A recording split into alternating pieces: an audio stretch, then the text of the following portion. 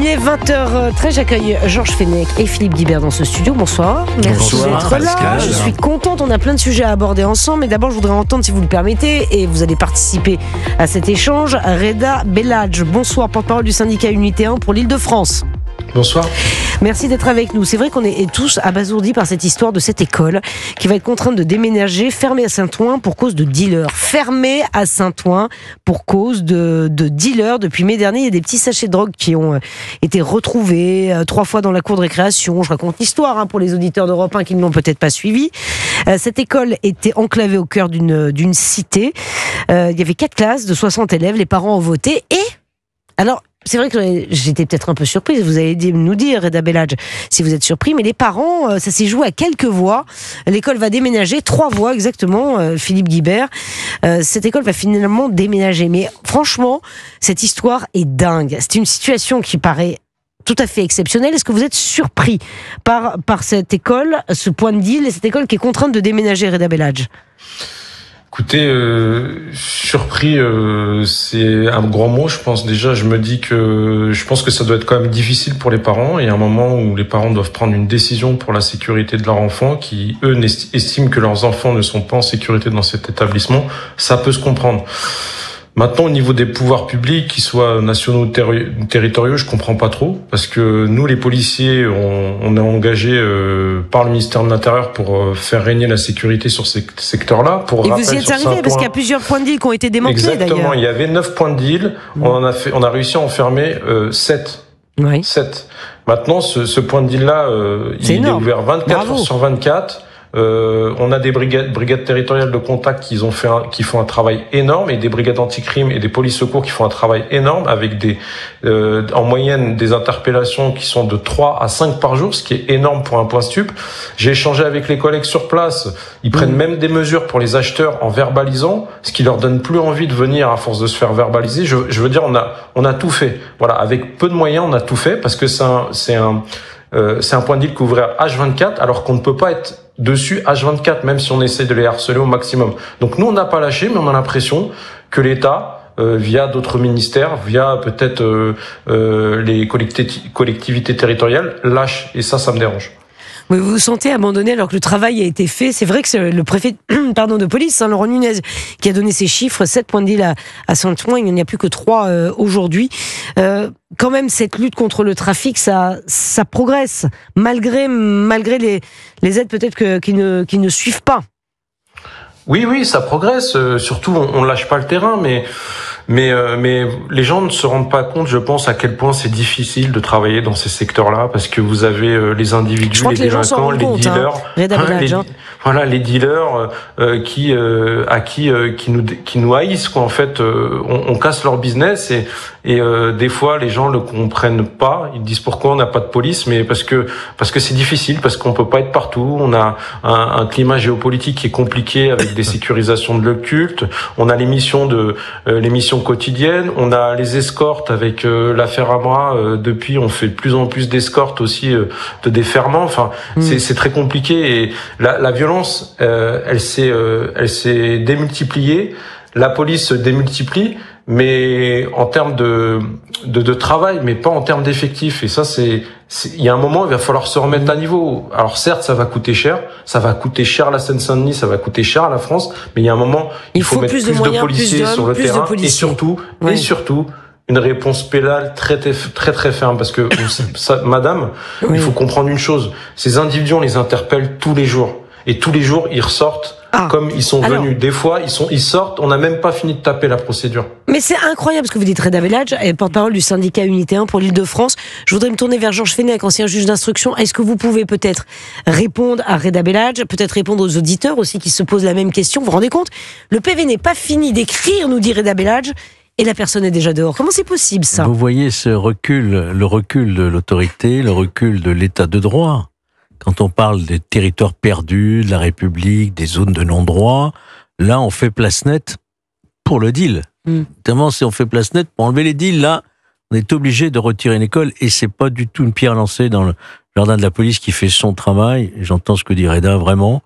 mais ils sont au bout du bout et même quelquefois découragés. Même mais c'est pas ma question. Ma question, Georges Fenech, c'est pourquoi ces personnes. Vous la connaissez ma réponse. Bah oui, mais je voudrais bien la réentendre. Bah oui. La justice ne répond pas. Voyez-vous.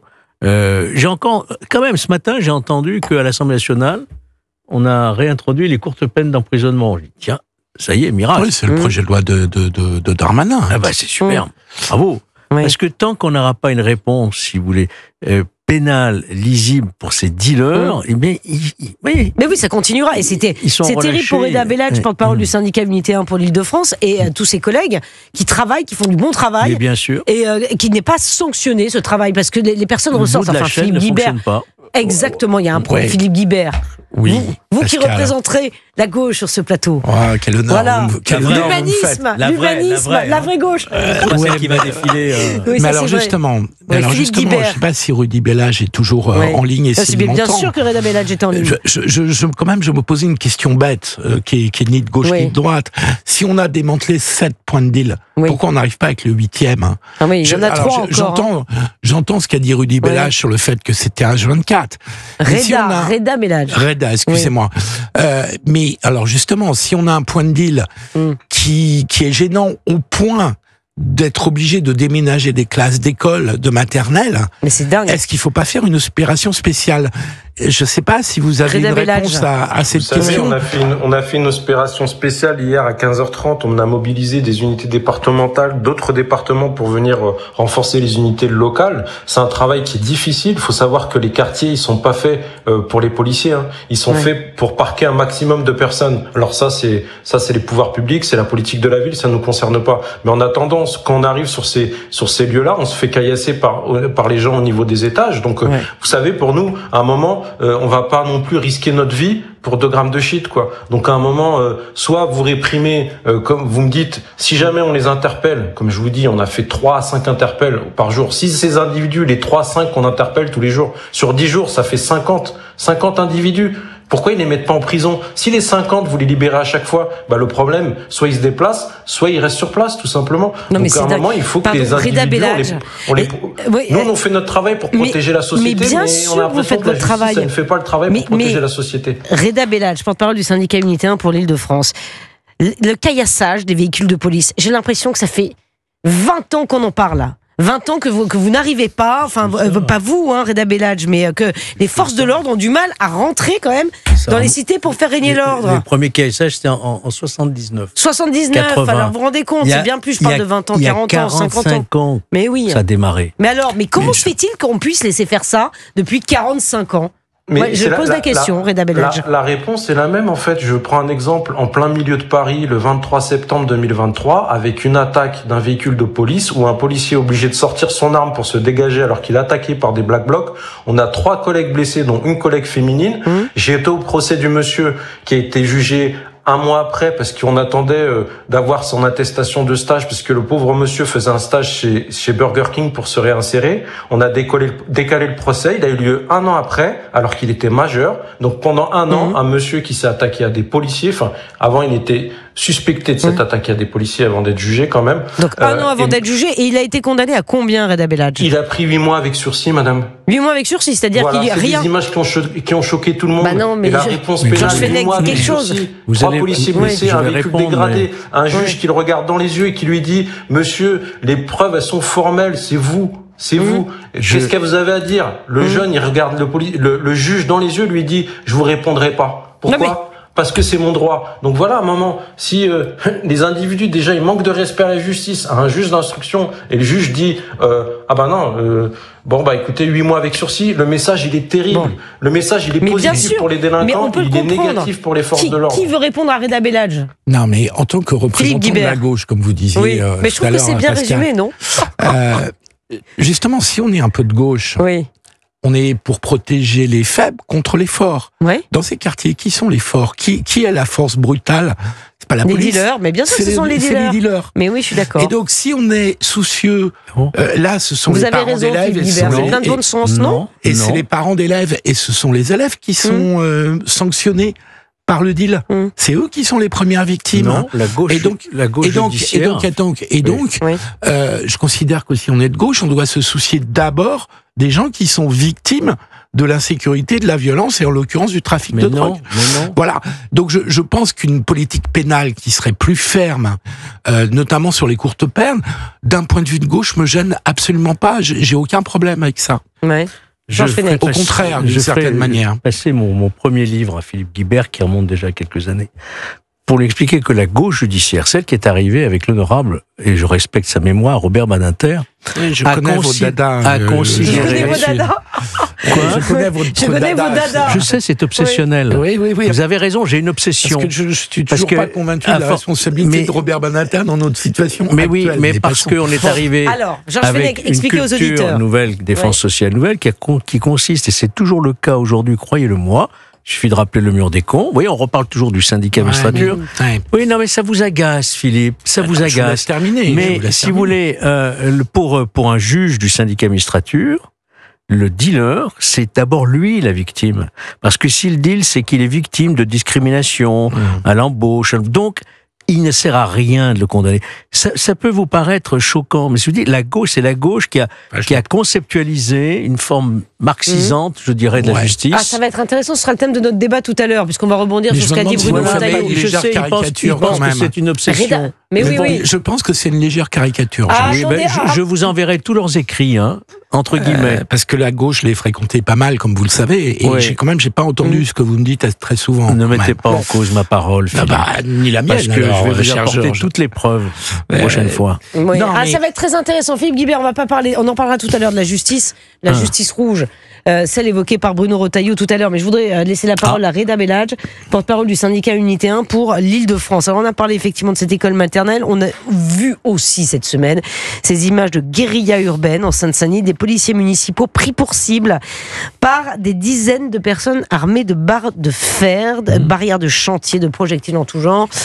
Après l'intervention décriée dans une cité à Saint-Denis à la suite d'un rodéo urbain, une enquête pour violence avec arme est ouverte à l'encontre des policiers municipaux pour conduite controversée et dangereuse. J'imagine, Reda Bellage, que tout ça vous met beaucoup en colère. Parce que ça retombe sur vos collègues. Je crois qu'on est dans le métaverse, on est dans un monde parallèle, vous savez, dans des nouveaux dessins animés Disney où vous dites en fait les rôles se sont inversés. Il y a des gens qui sont là pour faire le bien et qui se font attaquer. Il y a des gens qui font du mal à ceux qui font du bien. Et aujourd'hui, on veut ouvrir une enquête pour ceux qui font du bien. Sur les images que je vois moi, je pense que les gens le magistrat qui a décidé d'ouvrir cette enquête. Les images, mais est-ce que vous pouvez les décrire effectivement aux auditeurs de Europe 1? Moi, les images que je vois, je vois des gens qui veulent faire la fête et des délinquants qui veulent faire la fête, et pour eux faire la fête c'est s'attaquer à des policiers. Voilà, il y avait un rodéo moto sur le secteur, tout le monde nous dit, tous les gens se plaignent, on va dans les quartiers aussi, on les voit quand on fait nous les policiers à Unité, j'ai déjà fait des manifestations dans les quartiers, les gens viennent nous voir en cachette, oui pourquoi vous venez pas, on en a marre de ces motos et de ça. Voyez le résultat quand on vient. Voilà comment on est reçu.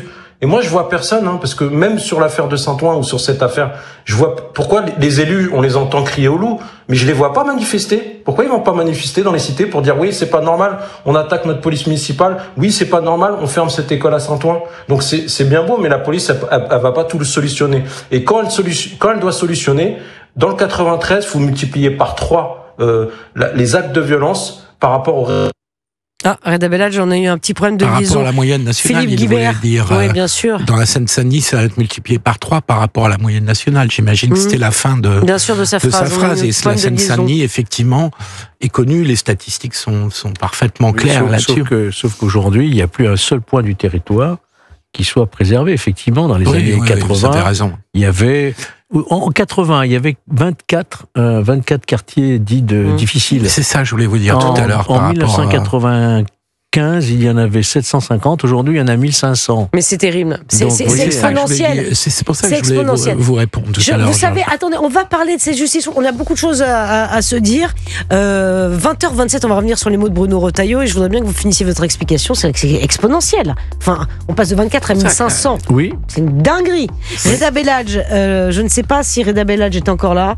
Merci infiniment d'avoir été en direct avec nous sur Europe 1, porte-parole du syndicat Unité 1 pour l'Île-de-France. Et j'ai envie de vous dire bon courage et bravo pour le travail que vous faites avec vos collègues, celui de nous protéger. Merci. De protéger les citoyens français. Vous êtes un très très beau métier. Bravo à vous. Et nos enfants aussi. Et nos enfants. Exactement. Ouais, merci à vous. Et il est 20h28 sur Europe 1.